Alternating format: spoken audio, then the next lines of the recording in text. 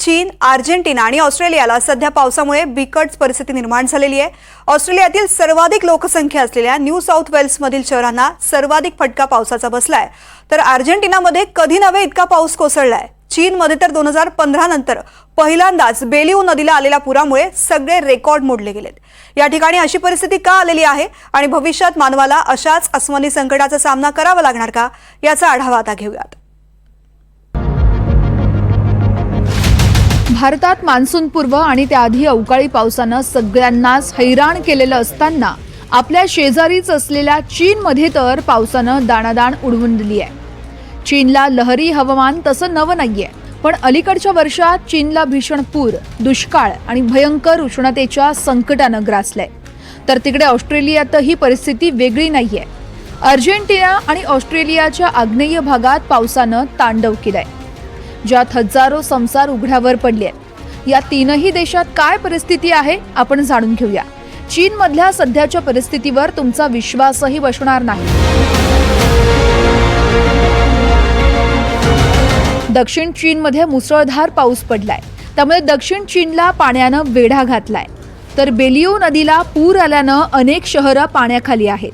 2015 नंतर बेलिऊ नदीचा हा सर्वात भीषण पूर आहे। गुआंगशी प्रांतातील रोंगान शहरात तब्बल 173.6 मिलीमीटर पाऊस पडलाय। गुआंगशी प्रांतातील बेलिओला पुन्हा 3 दिवस रेड अलर्ट जारी करण्यात आलाय।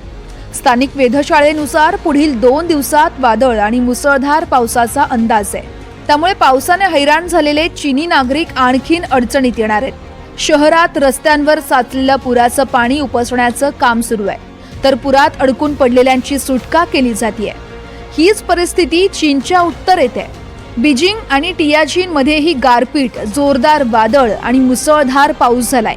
तिकडे अर्जेंटिनाच्या उत्तरेकडील ग्रामीण भागात 2000 पेक्षा जास्त लोकांना स्थलांतर करण्याचे आदेश देण्यात आलेत। अनेक दिवसांपासून सुरू असलेल्या मुसळधार पावसामुळे महामार्ग, शेतजमीन आणि सगळा परिसर पाण्याखाली गेलाय। राजधानी ब्युनोस आयर्सच्या उत्तरेला 75 किलोमीटरवर असलेला कॅम्पाना शहर सर्वात जास्त प्रभावित झालाय। आम्ही पहिल्यांदाच इतका मोठा पूर पाहतोय। मी तिथेच राहतो, हायवेजवळ। सगळं काही पाण्याखाली गेलंय। पाणी माझ्या घरात शिरलंय। माझे 2 भाऊ लोकांना घराबाहेर पडण्यास मदत करतायत। माझ्या एका भावाने अख्खी रात्र घराच्या छतावर घालवली। घरातलं थोडंफार काही मिळतंय का हे आम्ही आता पाहतोय।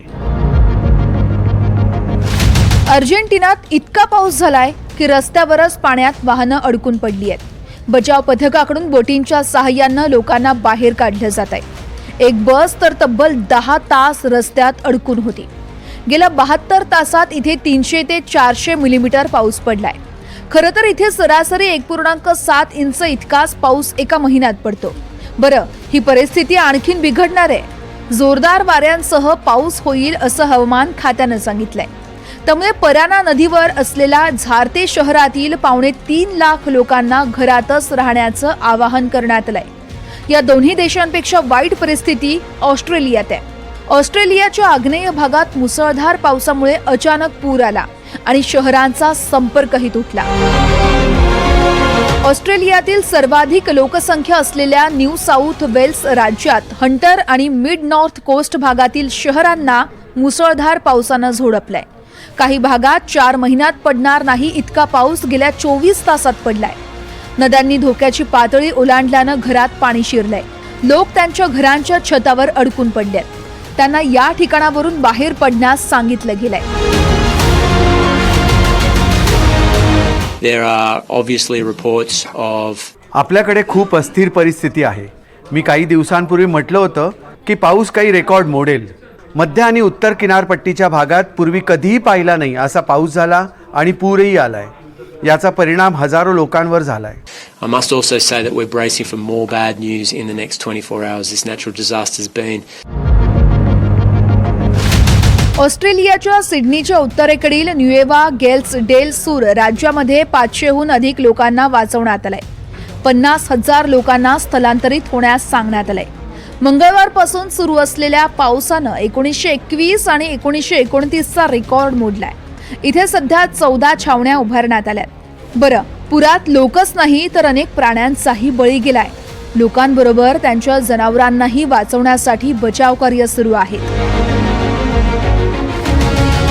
We've got an incredibly volatile. मी म्हटल्याप्रमाणे अनेक लोकांना आणि पाळीव प्राण्यांना वाचवण्यात आले.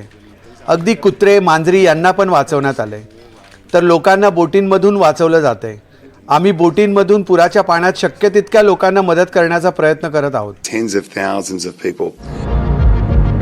अशीच नैसर्गिक आपत्ती थोड्याफार प्रमाणात प्रत्येक खंडात आहे. हवामान बदलामुळे त्याचे परिणाम मानवालाच भोगावे लागतात. मात्र या पुढील काळात जगाला अशा अस्थिर वातावरणाचा सामना करावा लागेल का, हा खरा प्रश्न आहे. Bureau report, NDTV Marathi.